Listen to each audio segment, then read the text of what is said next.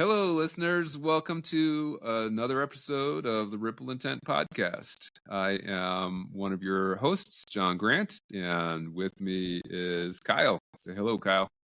Hello, Kyle. Perfect. For those of you new to our podcast, Ripple Intent is a grassroots community-based organization where we are building awareness of how to be better colleagues, coworkers, teammates, leaders. Really how to be a better human in the workplace. And our guest today is a relatively new friend for me. I first met him as we were working on a course for COA. So we've had some COA folks on here before, Construction Owners Association of America. And I was fascinated by him because he's talking about project delivery, but taking a complete spin, pulling out of lean construction, away from the tools, away from how you actually deliver, to really talking about people and focusing on people first, second, third, all the way through. And that really resonated and touched me. And I feel like, he's a great example for everyone. So big lead in there. Jeff Bonk, please introduce yourself for our listeners. All right. Great. Thank you, Kyle and John, for asking me to do this. I really appreciate it. I'm Jeff Bonk. I'm a project leader for planning, design, and construction at Michigan State University. I get the pleasure of leading people in delivery of major capital projects across campus here. Yeah, Jeff, thank you for being here. Super excited to have you. So one of the things I'm fascinated by, and if you could maybe just kind of help share, you've had so many hats in the industry, and you and I have talked about how that's really kind of helped, build empathy for you. Can you just take us through, how did you get to where you are today? Sure. I was born right outside of Ann Arbor, Michigan. I'm just joking. I won't all the way back back. that far Awesome. back. But started in facilities. I guess you would call it a floating facility in the United States Navy as an electrician's mate on a fast frigate. Spent 4 years there, became an electrician. Got out of the Navy, started going to school for electrical engineering. And continued to work as a electrician, both in the maintenance area and then also in construction. At the same time, I got my master electrician's license and became an electrical contractor.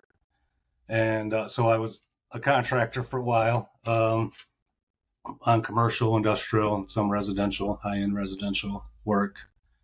Had a company for about 4 years, then kind of got tired of chasing my money, honestly. Owning your own business, especially first generation, is not always what it's cracked up to be.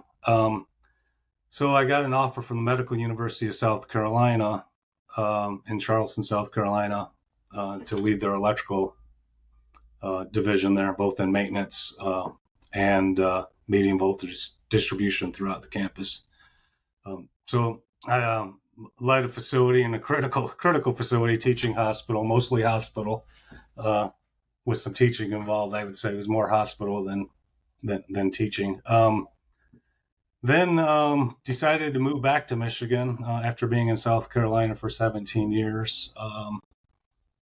Got a position at Michigan State University, luckily enough, 18 years ago. And while I've been here, I've worked as a project manager, facilities manager, electrical designer, electrical project manager, capital project manager, supervisor, and now more of a project executive leadership role of planning, design, and construction. So I've worked on the facility side as an owner, so I know what it's like to operate a building all day. I've worked on the maintenance side as owner.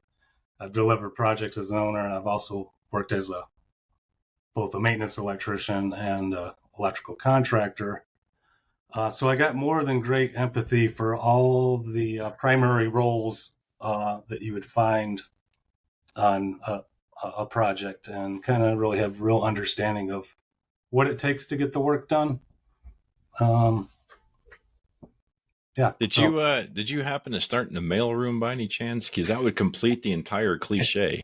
Yeah. I mean, yeah. Well, tell you what, on the Navy, while you're in the Navy ship, and that's why that's such a great foundation, even in my OTI classes. I don't know, John, if you remember, but one of my first slides is a picture of my ship, because to me, it's always, and I have that same picture up in my office here, is to look back to where you started from, and kind of have gratitude about where you're at today. And I always say the struggle ends when gratitude begins. So you kind of thinking back to that point. But when I was in the Navy, you pretty much had to do everything. Even though I was an electrician, you're also fireman, painter, janitor, mail clerk, because you weren't calling for help. If something went down on the ship, you had to fix it. The people there had to take care of it, because you're basically, out in the middle of the ocean. So there's not a lot of repairmen to dial up or contractors.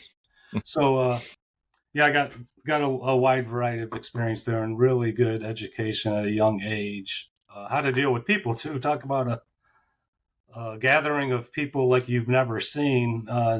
Our military forces are definitely a true representation, good and bad, of the United States. All different kinds of people from all different places coming together and working together, and relying on each other literally for your lives, and they make it work.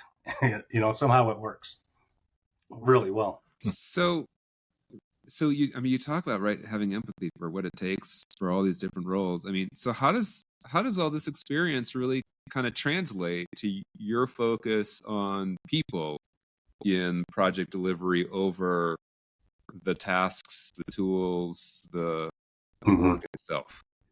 I don't know if you have a cliche meter in this podcast, but here comes another one. I like to say we're human beings, not human doings. So, that's one thing that everybody brings to every project is a humanity, and sometimes we forget that. I like to say we're not doing construction to each other. We're actually doing it with each other, to try to achieve something for the organization we're working for, whether we're contracted to work with the organization or not. I don't see my role as an owner's leader on a project as trying to protect my stakeholders from our consultants and contractors. Like I'm a hedge of protection, and I'm going to protect you from these evil people that we hired, and we're giving a lot of money, by the way, to produce something. So I like to see it as a partnership, and having served in many of their capacities, I can really understand what they need to be successful. As a contractor, what I would do with the design drawings from another designer with the red pen back in the day, we actually had plans, and mark it up from day one. Like, we're not doing that. We're doing this. This is just typical design, and trying to avoid that, like, let's design it right from the beginning that can be maintained. It's going to serve our needs at the end of the day as an organization. Well, and you talk about, how you are not the project. And I love that phrase. So kind of share with us, like, yeah, what do you mean by that? Like, and how does it come into practice? I would say, well, the first time I heard it, I was kind of pissed off, actually, because I was talking to one of our leaders here on campus, and they're like, well, what's going on? And I was talking about, our project charter. I was talking about our schedule, and I was just talking about the project team and how we're developing this and we're doing that. And I was like, I was saying we were focusing on about 20 things, and he kind of corrected me, like, how can you be focusing on 20 things? You're not focusing on anything if you're focusing on 20 things. But he said to me, Jeff, I want to tell you, you are not the project. And at first I was like, what? He goes, you are not the project. And I learned through inquiry with him that, truly sometimes as project managers or leaders, we get so caught up in the actual project itself that we become bigger than what the project actually is. So many times our organizations, like say we're building a building, which is very important, but because the built environment does create the culture and can impact culture for sure and behaviors. And it's super important for an organization if you're responsible for building the environment in which people are going to work and live and go to every day for many, many hours a day. It's super important, but that's normally the building itself is not the project for the organization. It's what's going to happen in that building long term to help that organization either reach its financial goals, how it's going to impact a community, a state. That's the project. The building just happens to be a piece of that. But sometimes as construction and design professionals, we get so caught up in ourselves and what this building we're building, it actually becomes more important than the actual project, which is the intended outcomes to our organizations. And sometimes there is a real big disconnect. Another example of this is when you're looking at KPI for an organization and how does that connect to the work we do as design professionals.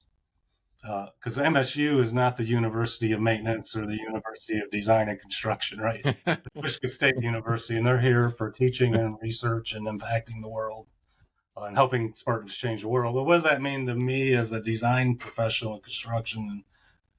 And what's important for leadership, a leader, is to tie your organizational KPIs into the work you're doing and how you're impacting that. And that's not easy to do. I'll say that. It's easy to say, but not easy to do. So that's what I mean by you are not the project. The project is the intended outcome for the organization or your stakeholders. So what's the experience been like then? So I assume you have to have a little redirection with, vendors and contractors, right? How do you manage those behaviors? Not the engineers, though, right? They get it from the get-go. No, those are totally fine. Especially the electrical ones. The electrical engineers are the easiest. Yeah, absolutely. The electrical engineers usually get it right away. It's the others that we have to worry about. Sometimes they don't get it, and you do have to remind them of the big picture. But going back to the lean OTI course, that's where we met John. Documenting some of those conditions of satisfaction sometimes is a very high level, easy way to remind people, both visibly on a project or through meetings, let's go back to our conditions of satisfaction. Why are we doing this? And, for instance, I was recently on a project and we're looking at VE items, although I don't like value engineering as a term, but we're very early in the project. The design basically just finished programming in the basis of the design. And one of the conditions of satisfaction was that was suggested was we're going to look at innovative ways to reduce costs and still maintain the design. And I was like, no, we're going to still maintain our program. Our program is what we're here for. We're trying to deliver an academic program for several colleges on campus. That's what we're not going to impact or minimize impact to that through cost savings, not necessarily the design. The design is only there to support. So I don't know. It sounds easy to say, Jeff. I mean, in practice, how does this go? Well, I don't know if y'all are familiar with Patrick Lencioni, and I'm probably saying his name wrong because depending on what part of the country you're from, but he had several good books, and he writes them as fables, business fables. So Getting Naked, which is not as exciting as it sounds, Customer Service, or Five Temptations of a CEO, or other temptation books, Five Dysfunctions of a Team. They're really good books, by the way, and they've been out for a while. So I'm not breaking any new news here or anything, but I think it was in this Getting Naked book around customer service, was telling the truth in kind. Um, and when you read that or you hear that, it's really about telling not only your stakeholders but your contractors and consultants the truth in kind. It's like sharing bad news, but in a way that makes them feel almost good about it. Or softly, rather than I'm going to beat them over the head with the electrical, the code book, the NEC or ASHRAE, or some lofty architectural sustainability thing, like this is why you have to do that. But telling the truth in kind is very important. And there's a way, if you're a project leader, not a project manager, over time you'll develop ways and tools to be able to respect people, still have respect for people, but tell them the truth in kind up front. Don't bury it. So there's a little bit of an art to it, I guess. So hang on. So let's go back and dig into that. So you talk about, you mentioned project leader, not project manager. So we're all real familiar, those of us who do construction projects. There's, you have a project manager, like there are actually a bunch of project managers on any given project, right? Each organization that you bring to the table usually has their own. And then from the owner standpoint, there's sort of a project manager that's kind of guiding the entire project delivery team. So what do you mean, what's a project leader now compared to a project manager? Well, I'm sure you've seen those lists before of the difference between a leader and a manager, and you just apply it to your projects. But some examples to me would be, a manager's basically has a list of tasks and is ensuring that those tasks are happening in some way, shape, or form. Not necessarily, maybe sometimes thinking about results, but a leader is, recognizing that you have a group of strangers that come together on every project, even if you know them. I think Hal McComber, who's a big lean expert, this is one of the things I did like about Hal that he brought up, was that, we come together as strangers on every project. And every project is completely different, even though you may have done a project like that. And a leader will pull that team together and figure out what each other's strengths and weaknesses are, and develop a project plan around those for each individual. A leader is a good communicator. A leader is a little bit less involved with list management versus risk management. My organization would like me to continually be looking at risk. Now, I also have the list, like the charter and the schedule and the weekly meeting minutes and all that. Those are all important. I'm not saying we shouldn't do those things. But really, a true project leader is continually trying to assess risk for the organization, either financial, risk of the project program, the project schedule, and scope. That either we're going to create ourselves by not being able to respond or answer questions quickly enough, or make decisions quickly enough. But I find most project managers are so focused on their list and the million templates that they're filling out weekly. We got to be careful as leaders for organizations what we give staff members. Like, are they actually adding value, or is just something you always did in your organization? Like, you got a project manual that's 5,000 pages long, and after you fill it out, it's stagnant and you never touch it again. But it's something that you always did because you have to do that. So really, it's about risk management versus list management. That's a good example. Showing respect for the whole, respect for all individuals on the project. I often say you got to honor the gatekeepers. So the operational coordinators, the accountants, the people that are doing the hard work behind the scenes, behind the big design meetings. They're the gatekeepers. They're the ones that you really got to honor, the gatekeepers, if you want to keep your project moving along. Show them respect. Don't walk right past them on your way to an executive leader.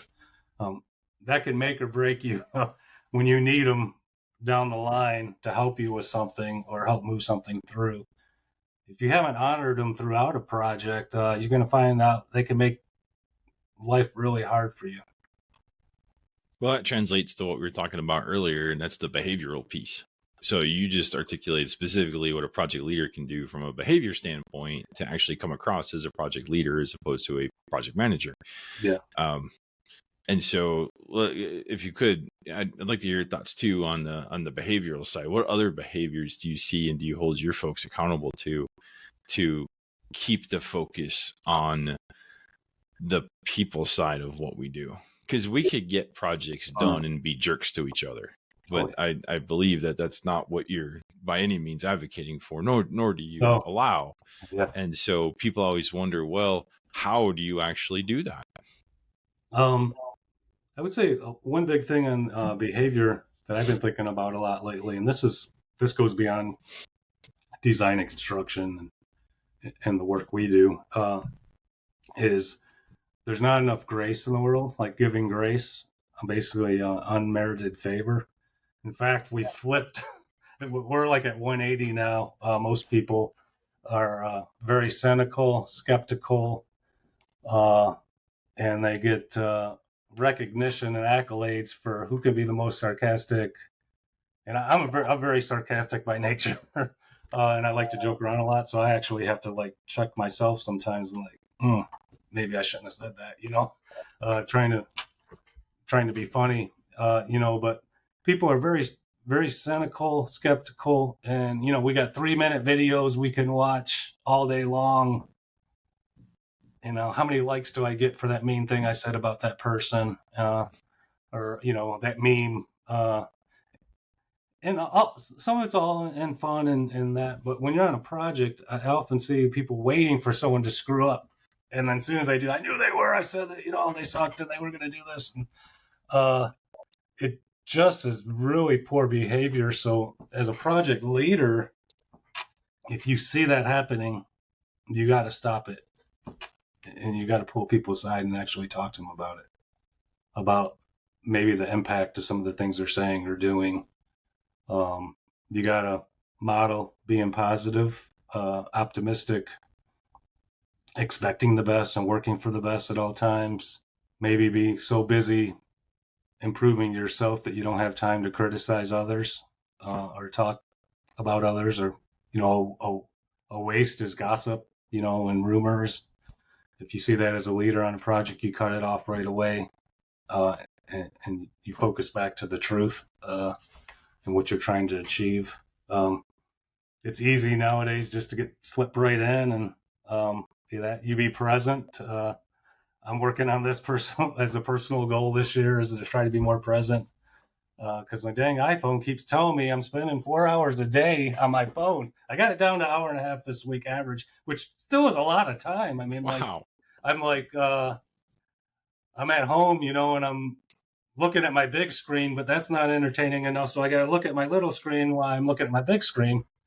In the meantime, I start feeling guilty because I'm like, hey, my family's here. Maybe I should be paying attention to them. But I look over at them. They're all looking at their little screens, multiple little screens, while we're all looking at the big screen. So I'm like, hey, maybe it's okay just to not be present. But that is sucking the life out of us. And how are you going to manage a project if people are staring at their phones?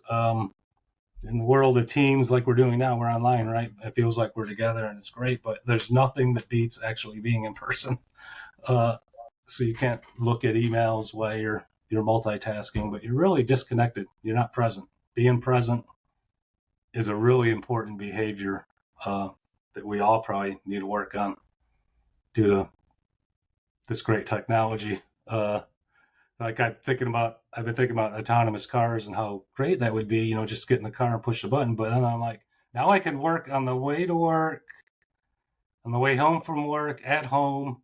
I mean, they're just like increasing the amount of productivity they can get out of us, or we're doing it to ourselves. I don't want to say them because there's really no them. They're just creating a way that we can be continually productive from the time we wake up to the time we go to sleep. We are going to be locked into something, and I don't think that's good. I don't think that's good. You can't be in two worlds at once, the virtual and the real world at the same time. So that's, that's something that we see a lot of on any meeting. It doesn't even matter if it's in the Capitol world or any meeting, but people come in, they sit down, and the first thing to do is you pull out the phone or they open up the laptop. Yeah. And it's almost become an acceptable norm. I know it's terrible. I'll say in the beginning of the meeting, I can assure you will not need your laptop or your cell phone for this meeting. So shut them down. Shut them down. I'll even hand out paper and pens if you want to take notes. Put your phones in your pocket or in your purse or wherever, because we're going to get the work done here, and it's important enough for you to be here. You need to be here. You need to be engaged. And people don't like it, but they'll do it. And then I think they get great value out of it because they walk away and they're like, hey, we've actually achieved something in this meeting. We're connected as humans, right? We're connected now. Once you establish that precedent, do you feel like it continues on through? Is it a struggle to keep people engaged? Yeah, it's or struggle. do they get the benefit and they're like, oh yeah, let's keep doing that. This is amazing. I got so much more out of this meeting or whatever. Mm-hmm. I would say the meetings we've had where we've done that, people have been much more engaged, and they've paid attention. But it is a struggle, I think. You don't say it once, and then it's like that at every meeting. And then if you see people being distracted, you have to be able to say something like, hey, are you here? Like, what's going on? Kind of like my wife does to me. Like, you're not listening to me, right?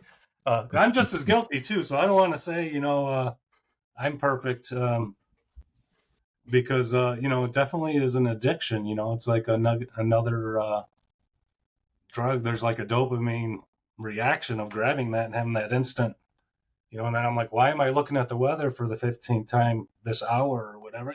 Like it hasn't really changed in 15 minutes. Like the weather app is one of your go-to buttons. I don't know why. At least for me, it's like, why am I looking at this again? Like, has the weather really changed in Michigan? Yeah, it's cold and it's cloudy. I mean, that's what it's going to be for the next 3 months. So yeah, I'm just as guilty as anybody. But as a project leader or a leader at all, you got to realize that is something that it's great to have the tools available for our staff. And it's definitely made projects much more productive to have all the tools available. But when you're supposed to be engaging together in a meeting, being present is super, super important to achieving your results, whatever intended outcomes you had for that meeting. Many times we go to meetings and there's not even an agenda or intended outcomes laid out, and that's a big project leadership thing. Is like, are we just having a meeting to have a meeting? Like, we got more than enough to do. If there's not an intended outcome in this meeting, then I don't want to be at it. I got more meetings and projects I can deal with now, so I asked our consultants to create an agenda that has intended outcomes. And actually, this goes back to behaviors matter and people. I learned that you can use the DISC profile or behavioral assessment type profiles to ensure your agendas are meeting all the attendees' needs. So for like me, I'm a high I. Like, to me, it's all about who. Like, I ask first. My first question on anything is like who and then what. So I want to know who's going to be there. So if you create an agenda and you list all who's going to be there and you send that out ahead of time, it'll save a lot of like anxiety for somebody like me. Like, oh, well, Kyle really needs to be there and he's not here, and I could go talk to the person and solve the meeting. But if I don't know that, I might have a built up anxiety and not be ready to meet till I get there and I see is Kyle there or not. Or I might be wasting time calling Kyle up, like, you need to be at this meeting where I don't know why you're not on the agenda. And then like the what people, like controllers are usually about what, dominant, so like, what are we talking about? Analyzers want to know how we're going to do it. What are the rules? So you might have an agenda broken down into discipline, time, what time we're going to start, where we're going to meet at. And then stabilizers and analyzers want to kind of know why are we meeting, and that's where you got the intended outcomes. This is why we're meeting. We're not meeting just because it's a standard, our weekly project meeting. There better be an intended outcome. So that's kind of project leadership versus management. They're thinking about even an agenda, how it's not only going to affect and help people's behaviors and support, what's important to them, but you're also going to achieve something out of that meeting. Yeah, I think we see I love this application of self-awareness, the DISC assessment you mentioned, any personality assessment. If you understand who's going to meet, then you can meet in a way that fits those people's needs, as opposed to this is our standard agenda. This is how we're going to go through things. This is, this is our quote unquote best practice for meetings. You're going to get lucky half the time because it'll work. And then the other half of the time, you're going to have different people in there. And it's like, this doesn't really work for me. And so I love that encouragement. You're meeting people, I would say where they're at, but you're leading them where they're at and recognizing what they're bringing to the table and finding a way to work together in a way that is conducive to what they have. Yeah. And that's so against the efficiency mindset, effectiveness. Find what works and keep tweaking it until we get it perfect. And you're saying no, because the people change every time. We need to understand who we are, and then we can figure out how we're going to interact. Yep. I love that. Yep. Like, duh. Why wouldn't everyone do this? Doesn't everybody do that? But, I appreciate it. And I have gone through that whole song and dance with contractors and consultants that are leading meetings for us, as well as that, this is why it's important that you use this tool to set up our meetings. Because I don't want people walking around being anxious, like, why are we meeting? Like, I don't know why we're always meeting. Tell them why we're meeting. So then they can be ready for the meeting, or tell me what are we meeting about? That creates anxiety for people, and why create that? And that's a distraction from what they're really there for, right? Whether they're doing engineering or design or their role, whatever their role is on campus or in your organization, it shouldn't be to be worried about a meeting. It should be getting ready to try to achieve that intended outcome of that meeting. Mm-hmm. I understand I'm really terrible at agendas. I'm not, I know. I can tell with this podcast. Oh, I'm sorry. Hey, I will say this, guilty as charged. I do really believe this, and I do try to implement, but there are times when we've taken on so much work that it's like, I'm making the agenda like the minute before our staff meeting, not sending it out a week in advance like I ask people to do for me. So I'm guilty as charged. And maybe there's something about a project leader that should, or any leader should be able to delegate things or ask people that may have time to do that for you.